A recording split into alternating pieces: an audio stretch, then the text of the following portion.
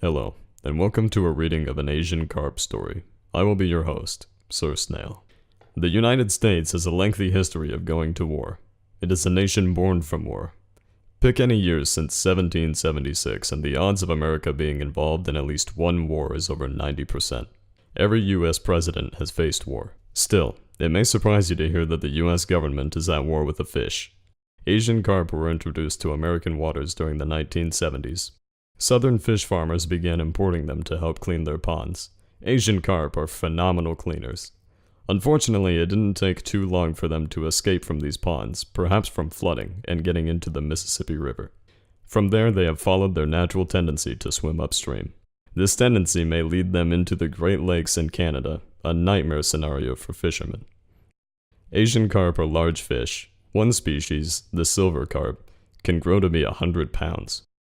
But despite their size, they feed from the bottom of the food chain. That means that they eat plankton and algae. A 100-pound fish can eat an awful lot of sea scum, and some of it is toxic. The carp are resistant to the toxins, but we aren't.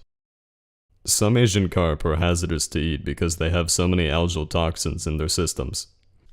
They also have lots of tiny bones in their meat, which makes them difficult to prepare. Asian carp is not a popular delicacy. Introducing the Asian carp into waters that have not known them can be devastating. Beneath the surface of the water is a unique ecosystem. The system rests delicately on a balance that has evolved over millions of years. Then along come these big, hungry bottom feeders to mess up everything. They breed rapidly and densely populate the waters. Worse still, they compete with the native bottom feeders. The native bottom feeders are smaller. Larger, tastier fish like salmon eat them. The native bottom feeders are an important part of the ecosystem. When the Asian carp outperform them, the whole food chain suffers, all the way up to the people. Not only do Asian carp mess up the food chain, they mess up people, seriously. An Asian carp will bust you in head. Remember that silver carp can be 100 pounds. There is a reason why they are also known as flying carp. This particular species of Asian carp has a tendency to jump when frightened. They can jump up to 10 feet in the air, and the sound of boat motors frightens them. In 2003, a woman jet skier collided with one and broke her nose and a vertebra. She almost drowned. In 2008, a teenager broke his jaw on one while tubing. Many others have been injured by these flying logs. Asian carp pose a serious threat to water skiers and boaters. In 2007, the U.S. Department of the Interior declared all silver carp to be an injurious species. In 2010, the state of Michigan passed a $30 million Carp Act.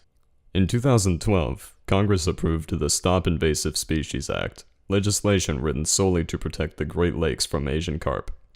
The government has been on the offensive against these large-bellied invaders, but Asian carp are difficult to catch. Since they eat from the bottom, they do not go for lures or baits like most large fish.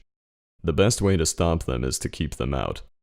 The Great Lakes are connected to the Mississippi River through the 28-mile Chicago Sanitary and Ship Canal.